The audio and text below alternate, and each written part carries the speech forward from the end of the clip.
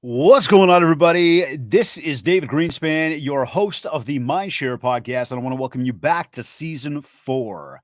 Additional podcasts are available at mindshare101.com and on all the major podcast platforms. This week's episode is sponsored by Kids Keep in Touch Systems and the Buzz Conference. Now, be sure to follow the Buzz on Instagram at the Buzz Conference and give them a visit at www.thebuzzconference.com to keep up with everything they're up to, including these 2 upcoming events. Number 1, we've got the Buzz Top Leaders Under 35 Summit taking place on September 29th at the Mississauga Grand in Toronto. And number 2 is Disruption. This is scheduled for January 12th, 2023. So be sure to get your tickets. Go over to thebuzzconference.com. And of course, we are proud to have the Buzz Conference as an ongoing sponsor of the Mindshare podcast. Of course, Kits is always with us as a sponsor. Hey, Kits is your full-on marketing tool set. The CRM provides you with a bulletproof keep-in-touch solution. Your contact list and calendar are connected, as well as a complete suite of marketing tools, including a whole series of automation to simplify how you build that mind share so that you can get more market share. Your farm market is in full swing. So if you want to spend less on marketing, you want to drive more leads as well as more repeat and referral business, then you have to check out Kits. Now is your time. Go over to my site, mindshare101.com, and click on marketing up at the top right corner. As you know, we are on a push to get to 100 reviews on iTunes. I'd like to ask you, if you haven't done so yet, please take 2 minutes to rate the show, leave a review, and we are making it super, super easy for you. All you have to do is go to ratethispodcast.com/mindshare101. As always, thank you in advance. Today's episode is number 197. He's been in the real estate industry since you still had to physically print out 6 copies of an offer, plus a clean one for the lawyer when the deal was done. He's worked as an agent, a trainer for one of the big brands, as a proptech consultant, a marketer, a speaker, and so much more. Now he owns Just Sell Homes, a real estate marketing agency that specializes in helping realtors grow their business, and RealEstateMagazine.ca, the premier source of news for Canadian realtors. Joining me on this episode of the Mindshare podcast is owner of JustSellHomes.com and the brand new owner of RealEstateMagazine.ca, my friend, Andrew Fogliato. Hey, Andrew, buddy. Welcome back to the Mindshare podcast, brother. Thanks for having me on. You're the first one to read the new bio.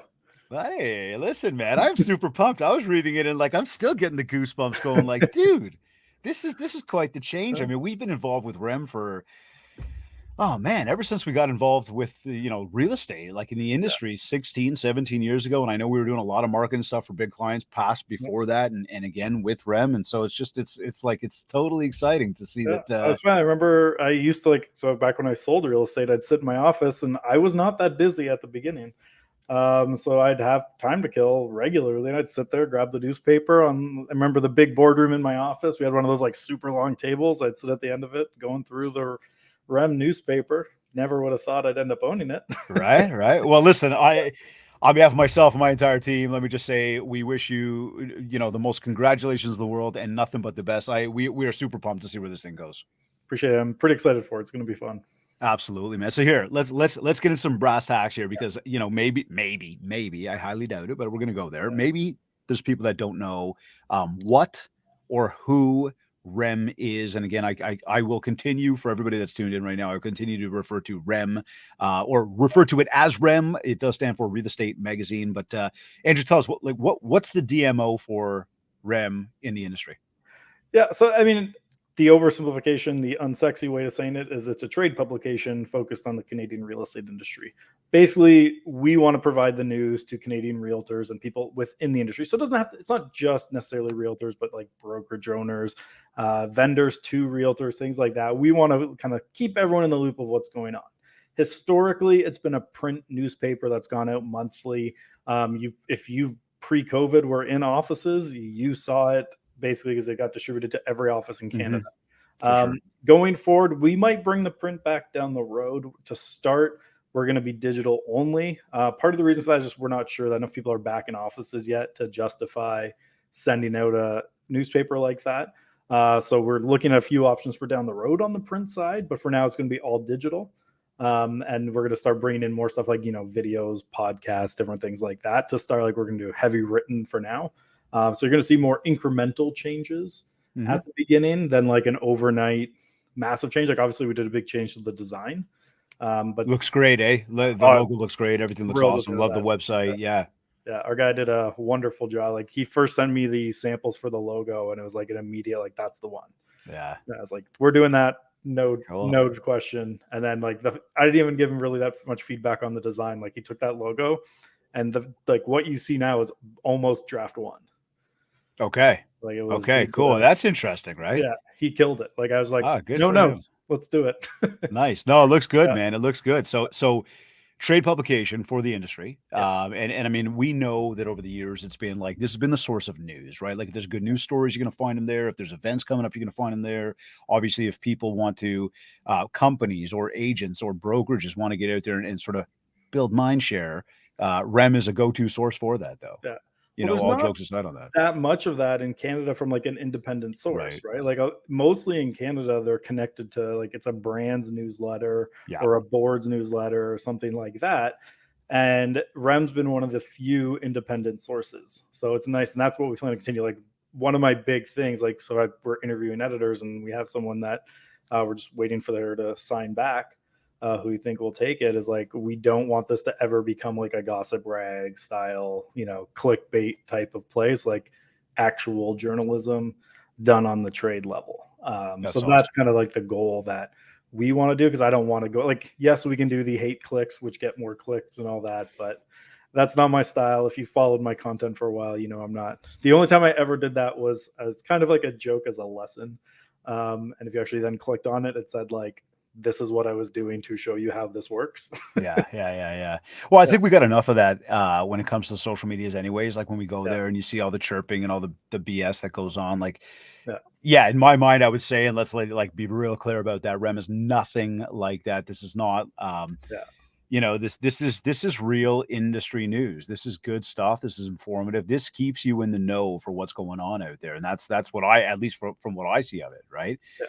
Tell me this though, like. And I mean, there's probably some obvious answers to this, but what caused you to want to buy this iconic publication and work through this entire thing of like a revamp or relaunch, as we might call it? Yeah. I mean, a lot of people, like some people do. I can't remember if I told you, but a couple of years ago, I even tried to buy it back then. Yep. So I'd been in contact with them. I started. I think you might. I don't Even, know anything. I've never heard anything yeah, from you ever. yeah. So I've started. I started a couple of years ago. Couldn't come together on price back then. So then when they shut down, I reached out again. We were able to kind of kickstart that conversation up again. I mean, obviously for us, I mean, I think REM on its own is a solid business.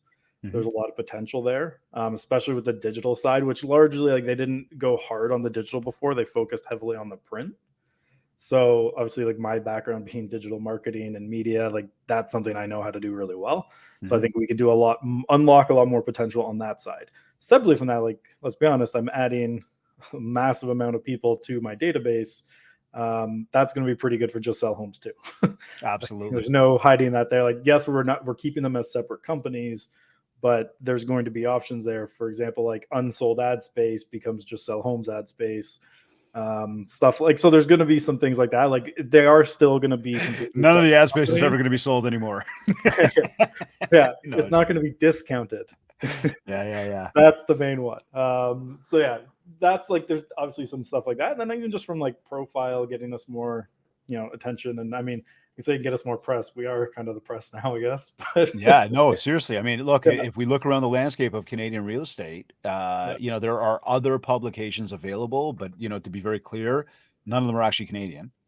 yeah. Therefore, the content that comes out is obviously not Canadian, and we're talking like guys that sort of put together industry news and give you a go-to resource. Yeah. There's a lot of consumer facing real estate ones and some pretty good ones out there. And they might throw in the odd articles for realtors, but there's nothing that's like all industry all the time. That's my point to it, right? Yeah. It's like that industry. Like if you're in the industry, this is where you go to figure out what's up. Yeah. Right. So looking at that then, like and I mean, you mentioned a moment ago around sort of direction there, but what can people expect from the magazine going forward? Again, like is it something that for those that have been long timers that have really followed REM, I'm sure they're excited to see that there's this revamp happening. Yeah. Can they expect to see a lot of what the same as it's always been? I imagine just knowing you, knowing your crew, there's a lot of fresh plans in place as well. Like you talked about the podcast stuff, the video stuff, whatever. What can people expect to see? So at the beginning, the content's basically going to be the same. It's Jim Adair, who's amazing, who's been the editor since 1989, has Jim continued. is a gem. Yeah, he Yeah. basically came out of retirement to make sure that this happened. I remember when I first talked to him, he literally treated me like the father of the bride. He was like, "What are your intentions with my baby?" I did get his sign off. He was happy with what we had planned. But so he's come out of retirement, so he's helping us out until the new editor's up and running. Nice. Then you'll start seeing more changes, but it's going to be a lot of the same content you've seen in the past. Obviously, the marketing focused content is going to have a big revamp. I think it's going to be a lot more in depth to my style, which, if you know my style, it's a little bit more colloquial and a little bit more like this is something you can go do today instead of more like high level. So there's going to be a mix of that type of thing. So the marketing style, you'll see a lot of changes. The news side will mostly stay the same from the written side, but we're going to start bringing in more video and things like that. But to be honest, I'm also going to let the editor that we bring on have the control over the editorial side of things. So like I'll be pushing like new ways to promote it, one of the reasons I like this one that I think we're going to go with is this is her specialty, is like new media, different types of content, things like that. So we have a lot of cool stuff kind of working. Not everything's settled. I know for me, what I want to do is really dive into like what makes agents successful and highlight different people in the industry. Like we just got a pitch yesterday that I like is like how to be successful as an agent as a single mother. Like that's an interesting angle to me, and like things like that. And then things like, how do pre-construction people operate their business? Right. So going into other profiles like that of, the things you might not see every day of different ways you can run a business and kind of highlighting those different things there. And really diving into like the people side of things. I really like focusing on like the good that realtors do in communities. I think those are so many good stories on that front. Rem's done a great job of covering those, and we're going to double down on even more of that. So like as an example, we haven't announced it anywhere yet. I think I can announce it. That's what we're here for today. It's not really an announcement, but we're kind of doing stuff with Korea for the Realtor Cares Awards. So we're going to be the media partner. Nice. With that, help them. So like I'll be at the AGM. I think we actually get to present the award to whoever eventually wins it. And then I'll actually get to be like on the selection committee for that through it. So there's like some cool stuff like that we're getting involved in now. But I'm excited to, because like for me, like if you've read the Just Sell Homes newsletter, like I end every single one with like, here's a feel good story of the week. Yeah. Let's leave people smiling. And I want to kind of take that a little bit of the same approach while still being fair and honest in reporting, but I would rather people leave smiling than pissed off. You know what, man? Listen, first on that note, I would say that from a media perspective, positivity, good news is always important. And it's not something, and I mean, I'll just throw it out there from a very personal perspective. Like, I don't get that from the mainstream media, and you barely get that from social media anymore, right? It's always, there's either a lot of propaganda, there's a lot of like negativity and bad news stories about the bad things going on, or social media can be now it's posturing or a lot of bitching and complaining. The reality is the good news story is huge. I mean, I just had Eduardo Ramon, who's a Remax agent, join the show a few weeks ago, whatever it was. And anyways, he's got this foundation that he put together, like sponsoring kids that are growing up in the Jane and Finch area. And he put together this Dreams Foundation. And I mean, when I heard of it, I was blown away. I thought, like, that is wicked. Here's a guy young guy, he's doing well in real estate. He's working really, really hard for it. He goes out and he puts together a scholarship for kids who cannot afford to go to school or don't even have the mindset around the fact that like they could actually be successful. Yeah. And to me, that's special stuff, right? So I mean, same thing. It'll be really nice to see content like that because there is a lot of good news, and we know a lot of people that are doing some great things out there. And I think that being able to share that out and show other agents why it's so important to give back. Yeah. And whatever give back means, right? It could be putting events together. It could be, donating. It could be getting involved in the community. I mean, there's a lot of different ways, but I think a lot of times people go, well, I'm just too busy for that. I don't have time. And whatever. And you're like, look, if you give back though, it's amazing how like reciprocity comes back to you. Yeah. And like, I mean, generally when we do a lot of stuff for charity. Like I just sell homes, we always have. But I mean, I do that first just because I like helping people. Right. I mean, secondary, and it doesn't hurt, it does help business in the long run. Like even if it costs you money up front, I've always found it to be worth it. Even if you were looking at it purely as a business move, doing that type of stuff has also helped business. Okay, talk to me about that a little bit more for a second. Yeah. Like it's because it's again from a time perspective. A lot of people would sit back and say, "Well, I just don't have time to go out and do. I've got so much going on in my world. How can I go help this person?" Yet when you live it and you truly do it out of like authenticity, being genuine about your intentions, we know that things come back. You've obviously seen that. You've had examples of that before.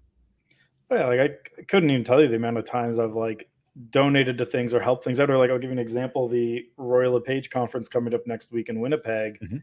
Like we have a special booth there that because we're doing marketing audits, we have to donate to the Shelter Foundation first.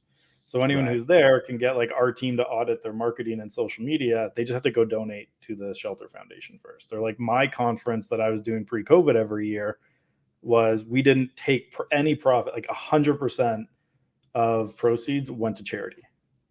Right. And it's like, I can tell you, like we, even though we'd always lose money up front on that conference and sometimes a pretty significant sum because conferences aren't cheap, as you know. Mhm.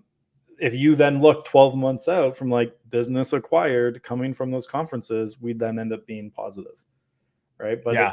that's not the entire, like it actually originally that conference started entirely as I needed to raise a certain amount of money for a charity mountain bike race I was in. I was like, I have a problem just asking people for money. Yeah. I'm with you. I'm not good at that. So I'm like, I have to give them something. So I was like, well, what do? I do training. I think I do that fairly well. So I basically was like, I could probably rent out like a little space in Collingwood. I know enough people up there that I could put something on. And as I started planning that, a couple people were like, oh, if you're doing that, I'll come speak. I was like, all right. And that just kind of like snowballed into a mini conference. Yeah, we had some fun at those for sure. Yeah. And it was literally like 100% of proceeds to charity that first Yeah. year. But because it spiraled with more and more speakers and getting bigger and bigger, it ended up costing me way more money than I thought. Went from like a little workshop as essentially like I was going to invite local brokerages to like I had people coming in from out at like couple, like I think one person even flew in the first year from Calgary. I remember some stuff like Yeah, that. like the Yeah. next year definitely more people. The next year it was bigger. But yeah, and then like Paul Hannon gave a lot of help where like he organized the night before event, and yeah, like but it all just started from like we were trying to help this. So it was for a Shelter Foundation type thing up in Collingwood. And yeah, that's literally it just kind of snowballed from there. And like basically my entire conference series, which I've taken a lot of business from, helped me meet a lot of great people, all came from me just trying to raise money for a local charity for a mountain bike race I was doing. And I mean, at the end of the day, it's all about connecting with other people. Yeah. And we know that the business that we're in, all business is based on connecting with other people. Much the same, though, especially this real estate business. I think it's very important just to continue to stress. And I mean, I continue to stress it all the time. It's a people business, right? Just get out there and connect with people. And so, to that same thing. Part of the news. So like I do it every Thursday a newsletter to our clients, and tomorrow, so it goes out tomorrow. I got to finish writing it still. Is I'm breaking down kind of the stuff behind the REM acquisition, like kind of the more like business nitty gritty side of it, of like really my like really raw thoughts on everything. And one of the parts is like, this is also this type of tool, a great way to build more relationships with people because you have something they want, which is the audience. So you get into a lot of more like relationships with people that can help your business too. Right. So tell me this, like, as we talk about connections, why should people be connected with REM and really what should they expect again? And then we've talked about expectations, but in terms of like the helping in the industry, I guess it's sharing good news stories. It's keeping people informed. Yeah. Letting us, like, if you know of agents doing something really cool and like good and out there, like a lot of people are doing these things not to get publicity, right? Like I've done things that like I specifically don't tell people about. I just doing it for the sake of doing it. And I know other people who do things like that too. But if we can find out about it, we can do stories about it. But just like it's sometimes hard to get the word out there about something you're doing, it can also be hard for us to find out about what people are doing if they're not telling us. right? So if Right. you know someone in your community that like should be given a shout out because of good things they're doing, please reach out and tell us about it. I mean, we do get a lot of pitches, but not all of them are going to be newsworthy, but definitely some will be, and we can start profiling people doing really good things in the community. So from like the agent community side of things, if you guys see someone doing something really cool or really good things like that, let us know about it. You can DM me, you can reach out to like our accounts, stuff like that, but let us know what you see going on, because we want to highlight that. Like, if you look at consumer media, most of the times realtors are like in focus, it's not for good reasons. Because like generally traditional media, there's a lot of value in hate clicks because you get more traffic, which means you sell more Mm-hmm. ads. Mm-hmm. Whereas for our business, because we can do a lot of business for just sell homes, I don't need to get those hate clicks to make this a very profitable venture. Dude, I love what you're saying right now, because back to the comment I made a moment ago, like I don't watch the news. I stopped watching the news well before the whole 2020 March thing happened. And it was one of those where like I remember turning on the news one day, and I brought this up before, I even posted about it one day, but it's like you're watching the ticker on like CP24 and it literally says like breaking news, one of like Prince's white doves has died. And I'm like, Yeah. that made breaking news right now. Like breaking news is for everything now. And I'm like, yeah, but that's the thing. But and most of it there, like you go watch any of that stuff, there's a lot of negativity. There's a lot of stuff that doesn't even pertain to the people that are there. Whereas Rem Magazine is going to be directly involved in the real estate industry, and again, with an MO of trying to share good news stories. I love it. Yeah, and because we've also had a lot of potential contributors reach out, and we've been pretty clear. Like, if you're going to be contributing content, like I'm going to be vetting things pretty hard in terms of, do you have something that's of value to say? Are these things that like actually has value to realtors? Because I don't want content going out that's very fluffy, right? Like I don't. Yeah. Like if you think of like how many social media articles have you seen out there that the number one and only tip in an article is just be authentic? Oh, absolutely. Like if you're going to say be authentic, I need a step-by-step plan of what people are doing to show that authenticity on there, ideally even with examples, right? So if you're just going to say be authentic because people want to know who you are, that's not an article that's going to make it into Rem. There you go. Right? Like you got to give me a roadmap if you're going to do something like that. So that's like a big change on the marketing side. Obviously, like if you follow JSH content, there's going to be a lot of similarities on that front. Then I'm also excited for just opening up content from my perspective of like for JSH, I'm always marketing and sales related content. I'm excited to start getting into the other side of the industry because like obviously I've been in it now for 10 plus years. I know a lot of that other stuff and like know the industry very well, but it doesn't make sense with JSH to talk about a lot of it. Right. Now I can kind of start playing into those the other ponds there that are within the industry. Now, as we're talking about connections and everything else, how do people connect? How do people get involved from a readership perspective? I mean, personally, I know we've got the website. Yep. As you've already mentioned, there's going to be emails going out. Should people be starting to, sort of favorite, sign up for the email somewhere? Should they be going over the site and saving it as a favorite or whatnot? Like I know for me, seriously, no joke, like it's been on my home screen as a go-to. Like if I'm going to read the news most days, I'm going to go over to Rem and I see what's up. Past number of months, I guess it's been, there hasn't been a whole hell of a lot to go to. Yeah. But it's like, I'm excited to start being able to go back there and be like, okay, what's up? What happened today? Yeah. So, I mean, obviously the website will have content. Our newsletter's 3 times a week. And that's basically sharing the latest articles. So it's kind of like a quick hit if you've been getting the Just Sell Homes. By the way, the Queen Bee is in the house, and she said she just wanted to wish you a big congratulations once again, Virginia Munden, with the Buzz Conference. Thanks, Virginia. I actually owe you an email about something, so I'll say that I've just been busy last 24 hours. I owe you an email on something. There you go. I'll follow up with you soon. Cool. Sorry, you were saying. Yeah. So we got the newsletter 3 times a week. So that's going to go on basically like recap of what's been going on, popular articles, stuff like that.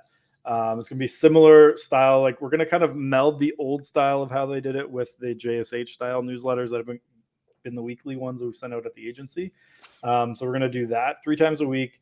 Then there's obviously the new content on the site and then social channels. So we just started a new Instagram account because I was about to ask you about the social media. Yeah, go for it. They didn't have Instagram before. So we just started a brand new one from scratch.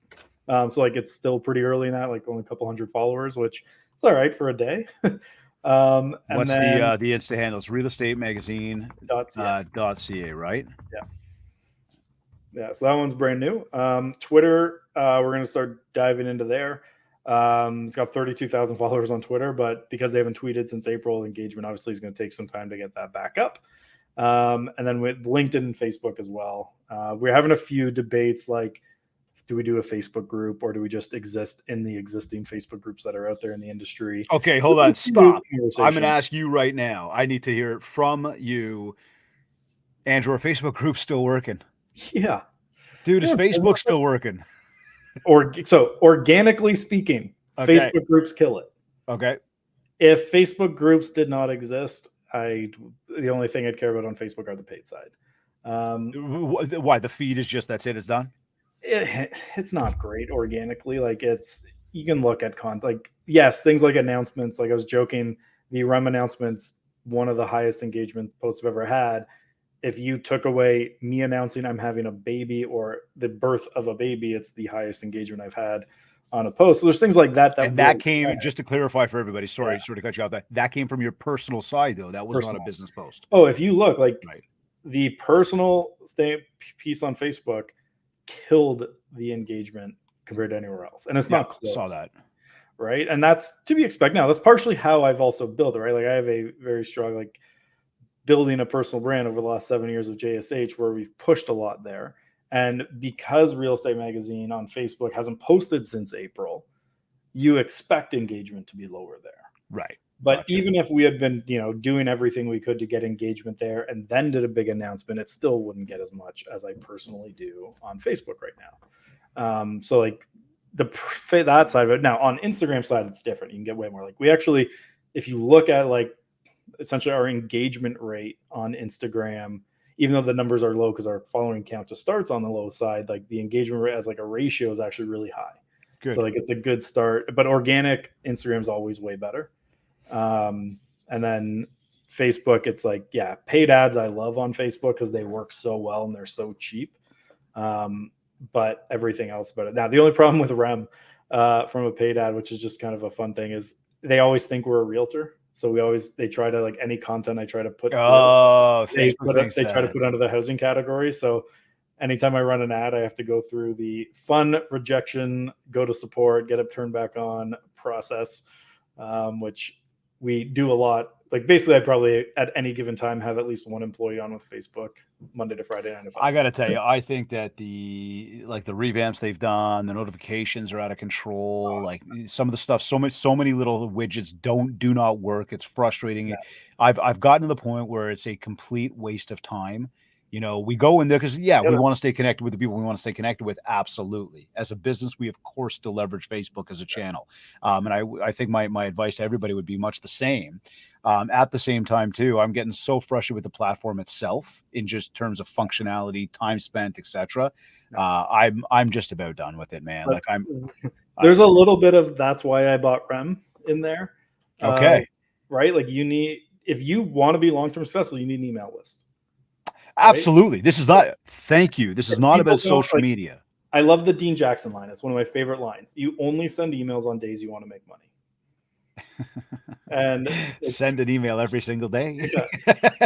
It's my favorite marketing line for email marketing. And it's true. Like if you actually look at the numbers, the highest ROI in marketing activity today online is still email. Most people suck at email, but it's still the most powerful marketing thing online. So this was when my brother and I were evaluating the REM deal. We're like, okay, let's look at worst case scenario. What happens here? Mm-hmm. Is it doesn't, no advertisers come back. They've all put their money somewhere else. That's worst case scenario, which we've already gone past that because we have advertisers coming back. Mm-hmm. But like worst case scenario, no one comes back. The REM side of the business flounders, hypothetically. Is it still worth it for us to buy it? Yes, because we're adding 30,000 people to our email database. Right. At a price that is similar to what we would pay if we had to run ads to drive new subscribers. Yeah, right? You know what? So, for me personally, knowing you and Mark, I don't see this thing floundering. But no, I'm not worried about that at all. Like I don't think, but obviously, like when it's a big amount of capital we were put out to do it relative for us, we had to look at like what's the worst case scenario here. And for us, the worst case scenario is there is no REM. And what does this do for JSH? Well, we 10 times the size of our mailing list. Right. So on that end, it's worth it. But so looking at look at its own business. Absolutely. And again, I got no doubt that again, between yourself and your team there, and I know Mark's there as well, that you guys are going to take this thing and again, just completely, just take it to its next level. And I think it's already getting there just from what you bring to the table. We've talked about the type of content we can see. You have put it out there already today on the show, and I'm sure it'll continue to go out there. But if anybody does have stories, anybody has content that they want to share out, there's obviously a channel that you've got for them to be able to share that to you guys, so that you can vet that, see where it's going. And again, when we talk about where it's coming from, there's going to be very much from, obviously you have a team that's going to be sourcing, but there's also going to be the feet on the street, the people that are in the industry that are going to feed ideas and thoughts to you guys. Would that be bang on there? Yeah. And to be clear too, on the like editorial side, you can pitch me as much as you want. Our editor is going to be in charge of that. Of making sure. Yeah. Yeah, because like that's one thing that we have to be careful about. And I think that previously Jim and Heino, who ran it, and then his son Will, did a really good job of is keeping the business side and the editorial side completely separate. Mm-hmm. And that's what we want to do too. So like the only kind of content I'm going to be involved in is more in like the marketing style content that's going out. Mm-hmm. But the news side, I'm going to be like 100% separated from. And that's going to be kind of the decision done at the editorial side. So if you have content on that end, what I will do is if you reach out to me, I'll introduce you to the editor. But then it'll be the editor's choice if it's essentially newsworthy or not to go out. Is there going to be some sort of email address that you put out there in terms of people wanting to contribute? Is there a process you guys are sort of putting in place, or is this just like DM? Right now it's very manual. Yeah. Like right now, the system is essentially email us and I'll forward it to the editor. When we have the new editor on board, we're going to be obviously like more systemizing and putting some more formal systems and processes in. So that's a TBD basically. Cool. And so like there was a business decision we launched sooner than we were like had a ton of systems built. I mean, at the end of the day, larger advertisers make their budget plans now for next year. So we wanted to get up and launched again so that they can make sure they'd want to include us in their plans for next year. Smart. Yeah. Otherwise, I might have waited a couple months of getting more content in the bank, more stuff in place, have some shows ready to go at launch type of thing. But I'd rather get out there, let people know we're back. Just keep building, man. Start making those 2023. And we're going to do more, like I was saying, like iterative changes. So like, at a time, doing a little bit here and there, as opposed to like coming out of the gate with a million things new at once. Yeah, for sure. For sure. So tell me this then, staying on the topic of content for one more moment here, how fresh will the content be? Like, is this something that I should be thinking to myself, visit once a week and read it all, go in there daily because there's going to be fresh stuff every day? Is this a monthly thing? Like, we both know from creating an audience, there's got to be some sort of consistency, some sort of expectation from it. Yeah. What is that with REM? What can people expect from there? Tasking the editor with that we're bringing on is 3 pieces a day is the minimum. Okay, so 3 brand new pieces of content per day are going to be posted to the website. And a lot of that will be more newsworthy stuff. But then on top of that, we'll have things like I'll be writing more regular blogs on marketing. And then my team, like I have my Jen and Aaron on my team are like the Instagram specialists. They have a bunch of stuff right now. I'm waiting for the editor to start doing the editing on it because I think I actually have to send it to him, to be honest, because I was reviewing it first. And then I'm going to send it to the editor and then we'll have those up. And those types of things will be kind of in addition to those 3 pieces a day. So there'll be days you see more than 3, but it's kind of like 3 minimum. And then we're going to start like over a pint, for example, we'll probably start releasing as more of a REM thing than a JSH thing. So I have an episode right now with our Memorian we're about to release. So put that out. I had one filmed with Darcy Tunes and the audio file got corrupted. So it was 18 minutes of good episode and then nothing worked after that. So I film with Darcy. And for those that aren't familiar with Over a Pint, this is Andrew's show.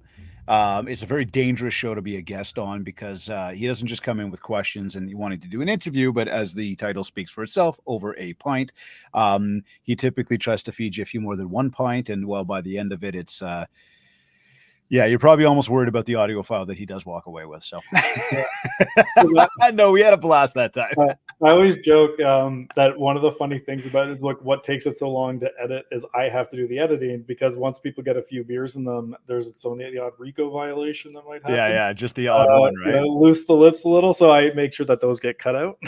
What did you say about our episode? Like once, like had like the most swear words we've ever dropped or something. I think it was the quickest we've ever had. Because like I try to not swear at the beginning because what we learned with your episodes, if it's in the first 15 seconds, Facebook won't let me run an ad to promote it. But I found if it's like 5 to 10 minutes in when we start swearing, then there's no issue. Tell me this. Yeah, sorry. We might start cleaning it up a little bit and bleeping things out, but that could be because like now might potentially take sponsors for it. Right. But to be honest, I might still have it in. Just give them a warning if you're going to sponsor this, like. Just beware. Yeah. There is a pint or two involved. But not everyone drinks. I also like to be clear about that, right? Like, yes, it's fun. It's having over a pint, but I also know like not everyone drinks and they have their own reasons and they're none of my business why.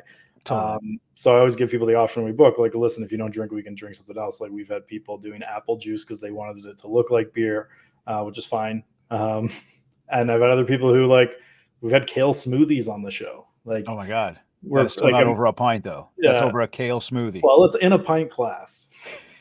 Tell me, it doesn't specifically say over a pint of beer in the name. It's over a pint. I'm booking one. We had to reschedule it just for something on my end. But I have one coming up with Devel Morrison that we're gonna do. And she's gonna do green tea. Right. So there's a lot of options. Speaking of green tea, you did have a revamp on your logo once. Has anybody actually opted to go that direction as opposed to over the pint? No, that will not happen. Okay, here, back to this, talking about, the content that's going out and what the publication is all about. Ad space. Can people buy ad space? How does that work? Yep. So that you just reach out to me. I rebuilt the media kit. So because I actually think I owe it to you too. I'll flip that over. Yeah, redesign the brand new audio kit. The big difference with the media kit. So before the online stuff was like you could buy banner ads on the website or banner ads in the email. I'm sure if you know me, you know that digitally speaking, there's a lot more that I like to do. So we have a lot more options now in the media kit for what we can do. Okay, cool. Interesting. Yeah, you know what? Yeah, you just thought about that there. Yeah, so there's so many more options available to people that also things could be done. And this is part of the reason we bought it. Is it's an easy upsell to just sell homes at that point of, well, let us get you a little bit of results here. Now imagine if we took over all your marketing. Right.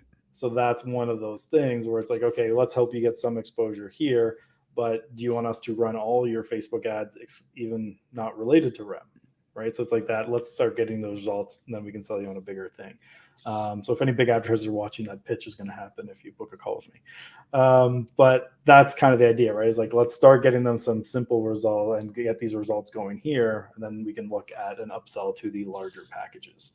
So that's part of the reason we also bought REM is to get introduced to larger and larger clients. So it's an easy way into those ones where we can lead with that value here. But I mean, even with talking about the ad space, like, yes, anyone can buy it. I am going to be selective on what we allow, though. That I want to, not just anyone can come in and buy an ad if I don't think there's value, if I don't think it's something that realtors would find value in, we're going to get rid of it. So I'm going to be selective, and that's part of the advantage of having Just Sell Homes. Like I was saying, unsold ad space is a Just Sell Homes ad space. So if I don't feel that something is valuable, so our first partner is Humber College. I actually love what they're doing, which is they've identified that, people, when they get their real estate license, typically you're taught how not to get sued. You're how to run your business so that it's RICO compliant, right? Well, what about actually running a business? So Humber has now launched courses for licensed realtors on how do you run a sales side of your business, leadership courses and things like that. And I mean, if you've talked to enough people in the industry, everyone talks about that's the type of education that's missing and needed. I'll tell you this, man. We've been working with those folks for probably over a year now, putting those courses together. We've written a number of those courses that are in there. And I mean, this is something I said to Aurea many, many, many years ago. And this was through my licensing when I did my licensing. But I told them at one point, I said, like, you got this thing all wrong. You're trying to test, great salespeople on paper. And those salespeople may not necessarily be your best testing people on paper, but put them at the table, they're going to do a great job. And the licensing really does come down to, the legalities and what to do when you're at the table and how to stay compliant and everything else. But there's an aspect of it of you've got to be able to get to the table. You've got to create those opportunities for yourself and really run this like a business. And that, just as we bring it up, that's one of the biggest messages from Mindshare is all about that. Right, is how to create a business out of this real estate game. And no matter what the market's doing, you're always resilient. You're always able to win. You've always got a business running in the background, right? It's an important message. It's got to get out there. It's got to they got to continue to be taught. Anyways, we're excited to be part of that whole. And that's why I'm so excited to have Humber on board. Is like something I genuinely agree is needed in the industry. Yeah, big time. And I when they talked to me about like their motivations behind creating it, I liked it. So like the other one would be like Aria is obviously a partner early on because they have the reality conference coming up, and I love the reality conference. Yeah. So that's going in there too. You gonna be there? Oh yeah. So I have a booth. We'll be there the whole time. Looking for, so that'll actually be the first place I do a joint JSH REM booth. Nice. Very cool, man. Very exciting. Yeah, I'm pretty excited about that one. We've talked about print versus the online stuff. Right now we're going to be web, we're going to be we're going to be social. Print may come down the road later on. What else? I mean, we've talked about content, we've talked about advertising, we talked about what the sort of the DMO is like. What are we trying to get out there on a regular basis? A lot of good news stories. People can contribute stuff. It'll be vetted, of course. What else can we share about Rev Magazine? I mean, I'd love feedback from people on what they'd like to see too, because this is something that we're going to be fixing and changing and doing all these different things over time. I want to hear from people the type of content they want to see. Because I'm, yes, it's relatively, REM is not like this massive company, but I think it does have a lot of influence in the industry. So if there's something that like we think can help with, positive change that we can report on, we'll talk about it. So if but as long as we can approach it from like a fair and balanced sort of manner, we'd love to talk about things. So like when if we're thinking back to like when that CBC article came out or that video came out about like steering and all that, I'd love to be like, all right, let's actually look at that from a less sensationalized, more objective boots on the ground point of view with realtors, and doing things like that. Or like, what changes could we report on that could actually be more useful for the industry? But because like a lot of the stuff that comes out might be very biased towards the party putting it out for different types of content. So maybe we can look at things a little bit more objectively. I do want to get more opinion content too. So like that actually just came up. And this was a really, remind me with the Kobayashi Maru. I want to talk about my Kobayashi Maru thing. Okay, sorry to cut you off there. So as Virginia was listening, and she made a nice little suggestion here, going, it'd be nice to create an editorial on which Facebook or Instagram and do a poll for your readers, subscribers to see where they spend most time. I think I'm going to take that up personally and just put that up like through my social media channels. I think it'd be interesting. And again, just throwing it out there as a suggestion. If REM, with the voice and the reach that it's got, was able to say, hey, which platforms? And I think it'd just be curious. It'd be great information for people to kind of go, interesting. You want to know what where are people spending time? What's that? Email. I know, it's true. I was actually saw a stat the other day, which is wild. 1/3 of all desktop traffic to the internet comes from email. Sorry, not 1/3 of all traffic. 1/3 of the volume of Google search. So if you think of like Google search volume, how much traffic that sends to websites, 1/3 of that amount is just from people clicking through emails. Like through Gmail or through links in their inbox? Like links that emails get sent to them. So like if you say like, to make a nice round number, 100 people a day are sent to a website from Google search, 33 people a day through email would be going to those sites too. Like email is a huge driver of traffic. Well, you got to think about it, right? Everyone's in it all day long. And that's the thing about email that we need to really understand is that, yes, you've got spam filters and junk boxes.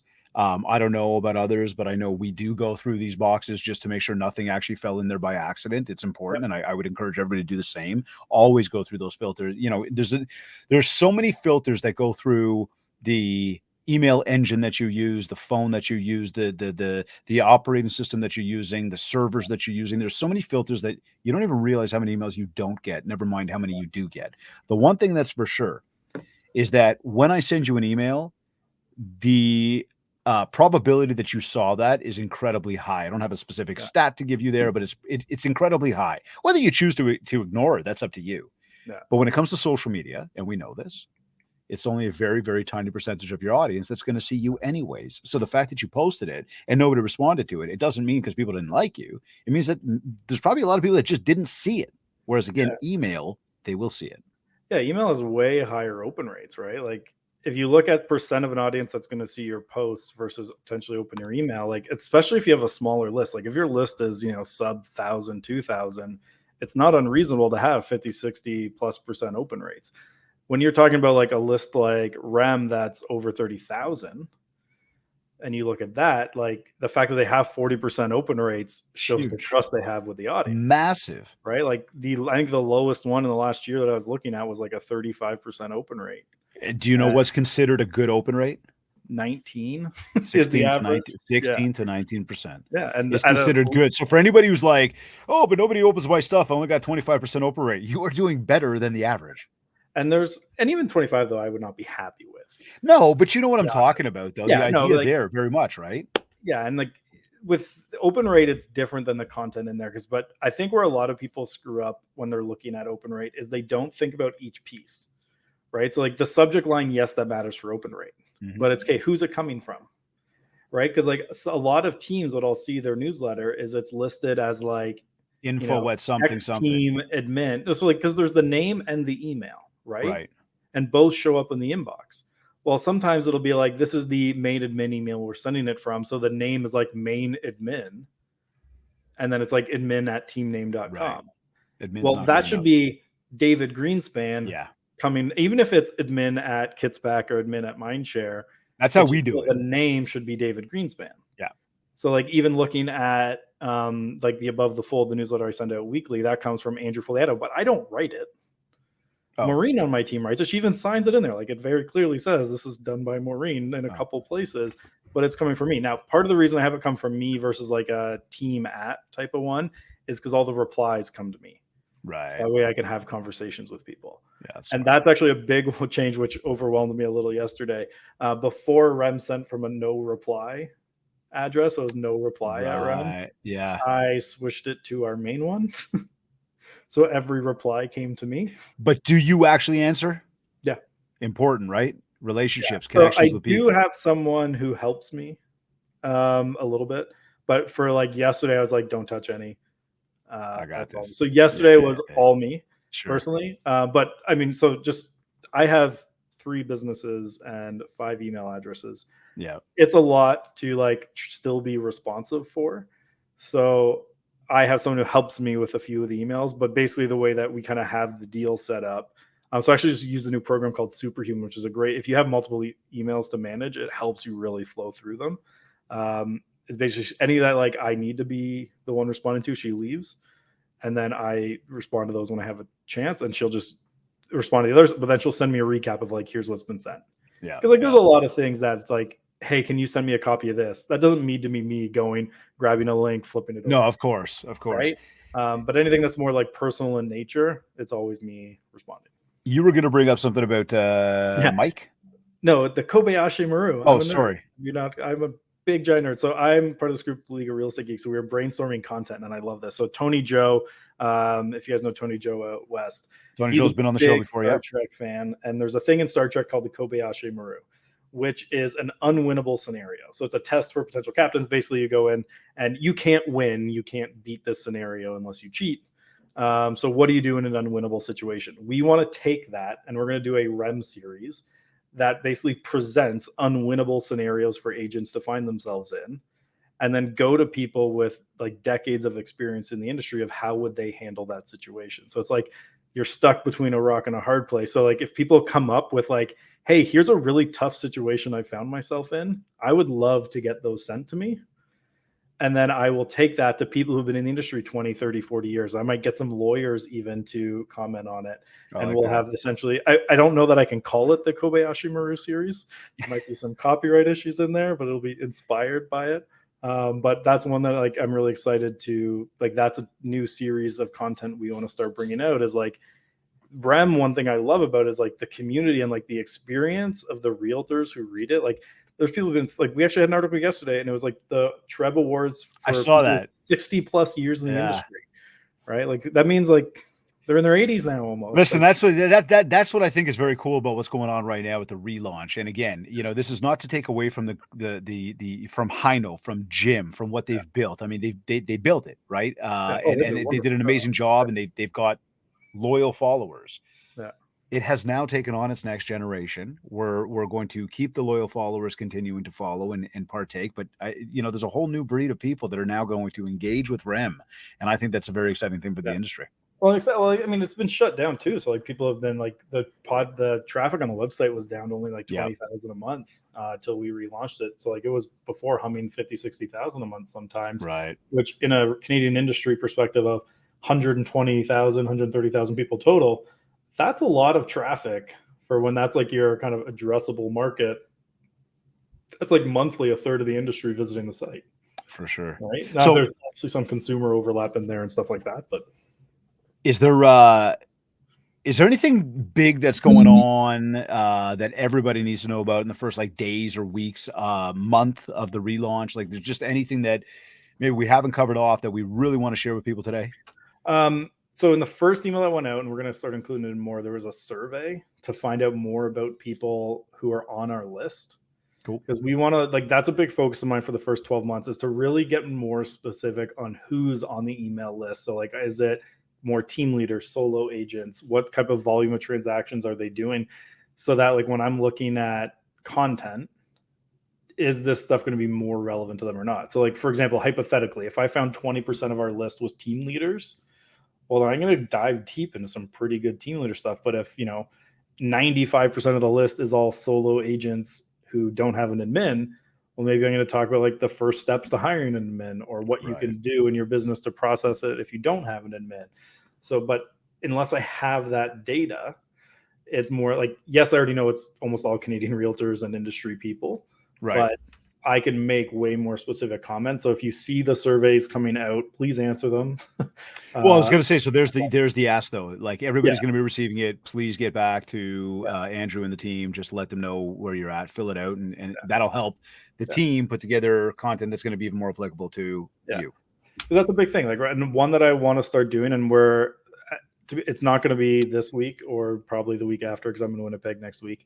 One thing I want to start doing is like there's an email that goes out Tuesday, Friday, and Sunday.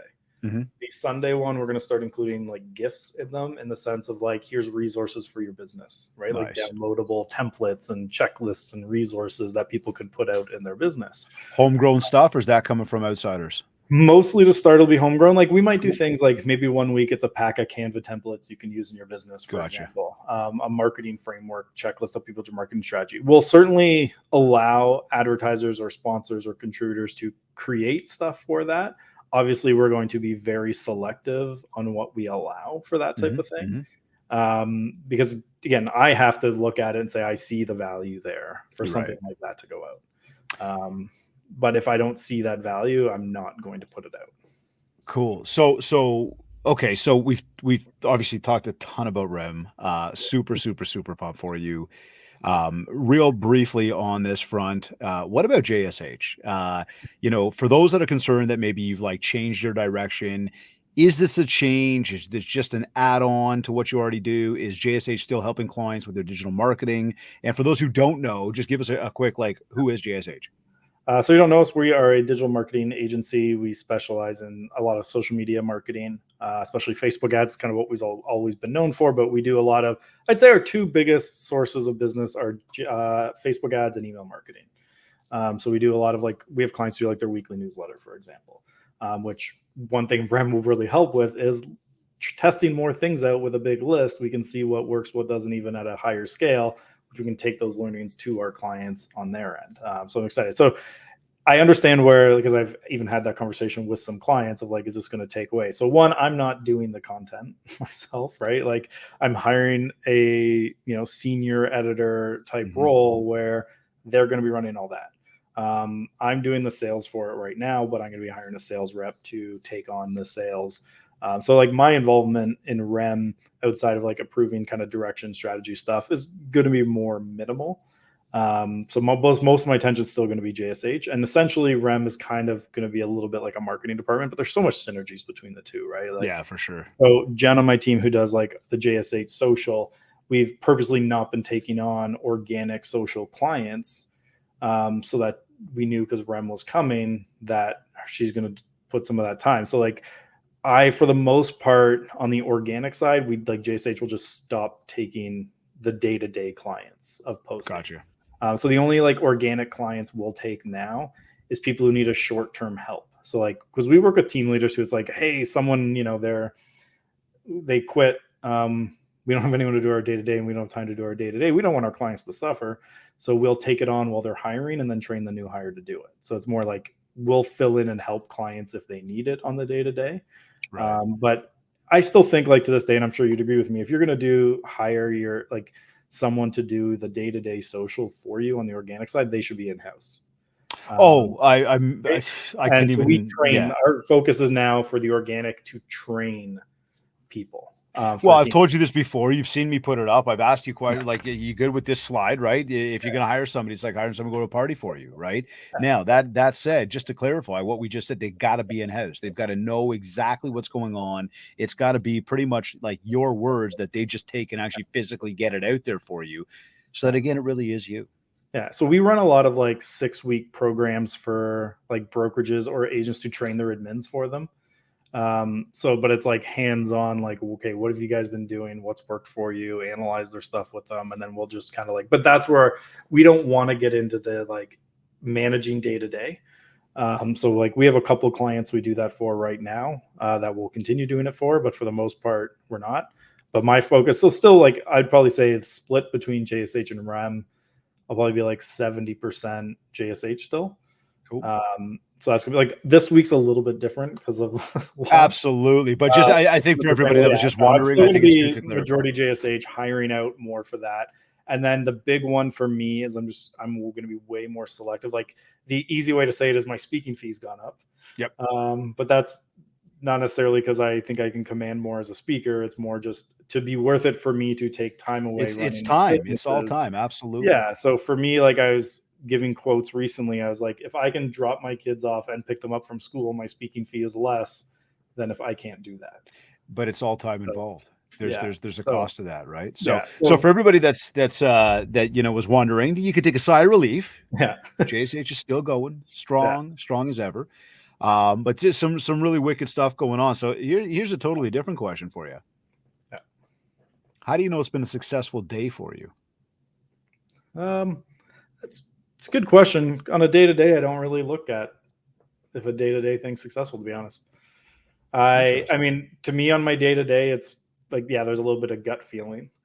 But I don't have like specific metrics on the day-to-day. I mean, I have it set up. I use a board. Like we have Asana as a team where I'll put like, I have the ever-growing to-do list. That every time I have a to-do, I'll throw it in there. But then I have this week's priorities as the next list. So I'll take from that to-do list every like Sunday night, move it into this week's priorities. And it's a successful week if I knock off everything I have listed in the priorities list. So I'm more looking at it from like a weekly standpoint than like a day-to-day, because it's so easy to get a day derailed when you own businesses, right? Like, but sometimes it's derailed for a good reason. But I don't day to day on a daily basis. I don't really ever think about it that way. I more look at it as like a week at a time. Cool. But yeah, I mean, maybe I should be looking at it day to day. Well, listen, I think part of everybody's got a different answer. We've asked that question now almost 197 times on this show, and I would say that we are very close to batting 1,000. That like nobody ever brings up the word money. How much money did I make? How many deals did I close? And we're fortunate. We get some, obviously, just as yourself, we get some incredible guests to join the show. And with that, to be able to learn from folks that are doing something well, whatever facet that be in, when you ask about what success looks like, it does not come down to money. Yeah, And I that's like to really use the what I important part. call the eye roll test, which has made my life a lot better. Managing my schedule, managing my clients, firing clients. The eye roll test is my favorite test, which is if I get a phone call and I look at the name and my eyes roll, that's not someone I am going to. I'm not even going to go there. Tell me some, give me some final words or tips that you could share to help everybody that's tuned in help themselves get out there and build a lot more mind share so they can get more market share. Yeah. I mean, take the same example. Like, I think trade publications are very similar to community newspapers. There's value in them, and a lot of them aren't great businesses because they don't have something like selling homes that they can make money off of it. So I was actually talking about this with a client, like, look at local newspapers instead of putting ads in them, see if you can buy it, right? Like, if they're already running, you can buy that influence, and then you have unlimited ad space and influence and stuff in the community where you can be fine if the newspaper breaks even. Like, for me, I don't need REM to be profitable. I think it will be, but if REM is break even, I still have JSH, and it's going to drive stuff to JSH and some other stuff I have going on. That is going to be very good for us. And it's no different for an agent. Like, look at local opportunities. Like, if there's local podcasts, harder to get local podcasts if you're in a small town, not a lot of them, but like Toronto, there are some like niche Toronto podcasts that, for example, probably have 2,000 to 5,000 people listening. Mm-hmm. And the advertising on those wouldn't be that cheap, but maybe you can look at, local newspapers. Like, I know there's a local one in the town that I was in. It's a very, very small newspaper. There's probably an opportunity to buy it. And love that. He's not even telling you to like contribute content anymore. It's just go buy the thing. Yeah, I mean, obviously you have to have the funds to do it, but you can always get creative, like sure. pay back with revenue, different things like that. Yeah.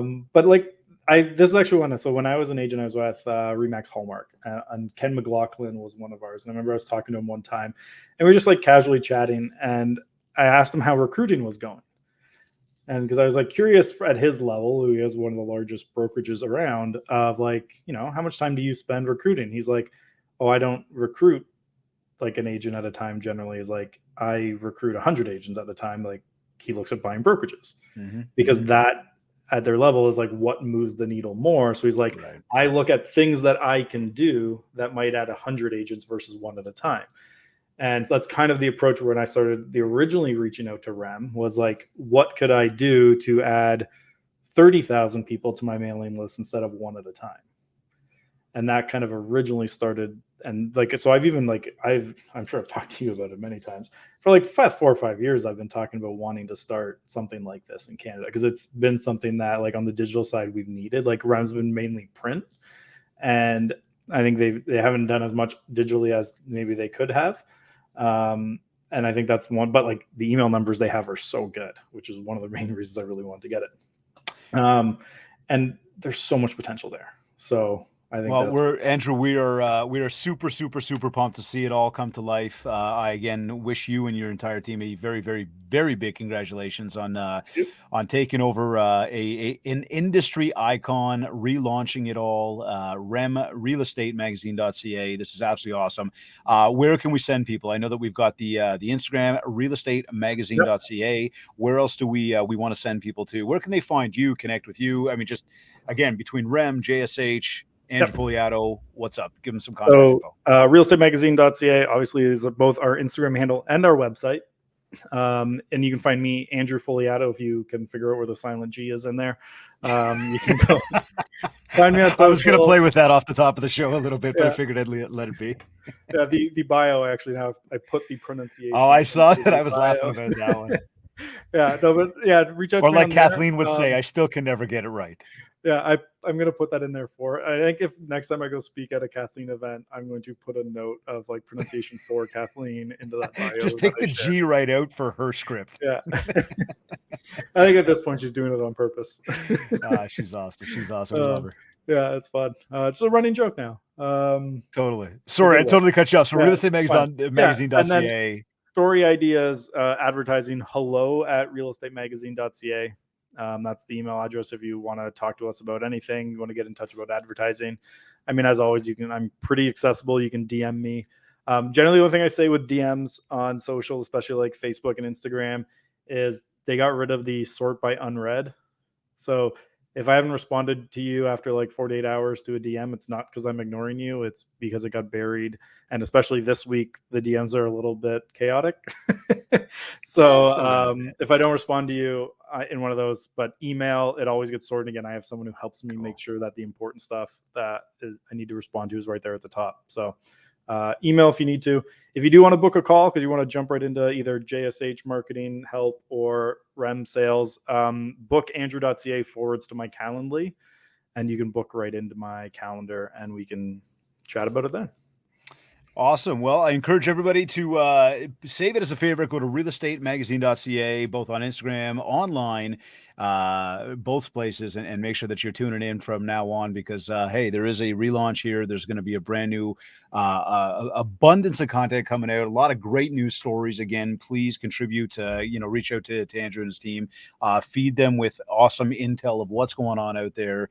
I am totally excited for you, buddy. And again, just a big congratulations and as well a very big thank you for joining us today, making the time. Thanks for having me. I appreciate it. Absolutely, buddy. We'll do it again. Sounds good.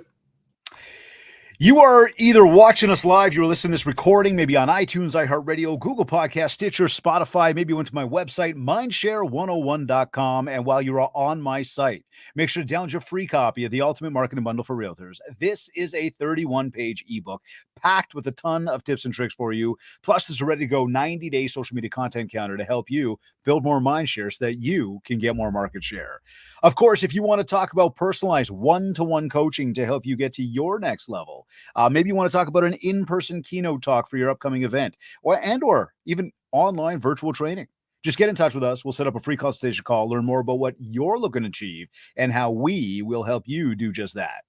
Also, don't forget that our push to 100 is on. All you have to do, this is super easy, is please go to www.ratethispodcast.com/mindshare101.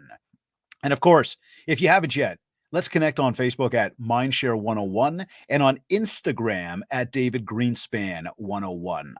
I want to thank Virginia Munden and the Buzz Conference for sponsoring today's episode. Be sure to visit their website, www.thebuzzconference.com. Follow them on Instagram at The Buzz Conference. Keep tabs on all of the amazing events they are always hosting, along with getting the latest copy of the Buzz Digital Magazine.